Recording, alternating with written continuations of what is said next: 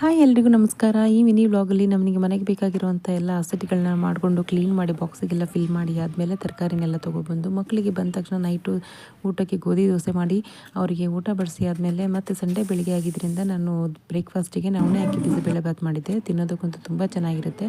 ನವಣೆಗೆ ಅಕ್ಕಿ ಬಿಸಿಬೇಳೆ ಬಾತ್ ಮಾಡೋದಕ್ಕೆ ತರಕಾರಿಗಳನ್ನ ಹೆಚ್ಕೊಂಡು ನವಣೆ ಅಕ್ಕಿ ಮತ್ತು ಬೇಳೆನ ಸಪ್ರೇಟಾಗಿ ಬೇಯಿಸ್ಕೊಂಡು ಒಂದು ಪಾತ್ರೆಗೆ ಒಗ್ಗರಣೆ ಹಾಕಿ ಹೆಚ್ಚಿಟ್ಕೊಂಡಿರೋಂಥ ಬೀನ್ಸು, ಕ್ಯಾರೆಟು, ನವಿಲುಕೋಸು, ಕ್ಯಾಪ್ಸಿಕಮ್ ಹಾಕಿ ಬೇಯಿಸ್ಕೊಂಡು ಅದಕ್ಕೆ ಸ್ವಲ್ಪ ನೀರು ಹಾಕಿ ಚೆಲ್ಲ ಬೇಯಿಸ್ಕೋಬೇಕು. ಅದಕ್ಕೆ ಸ್ವಲ್ಪ ಹುಣಸೆ ರಸ ಬೇಯಿಸಿಟ್ಕೊಂಡಿರುವಂಥ ಬೇಳೆ ಹಾಗೆ ಬೆಲ್ಲ ಹಾಗೆ ಬೇಯಿಸಿಟ್ಕೊಂಡಿರುವಂಥ ನವಣೆ ಹಾಕಿ ಸ್ವಲ್ಪ ಹಾಕಿ ಚೆನ್ನಾಗಿ ಕುದಿಸ್ಕೊಂಡು ಅದಕ್ಕೆ ನೀರು ಹಾಕ್ಕೊಂಡು ಕನ್ಸಿಸ್ಟೆನ್ಸಿ ಅಡ್ಜಸ್ಟ್ ಮಾಡ್ಕೋಬೇಕು.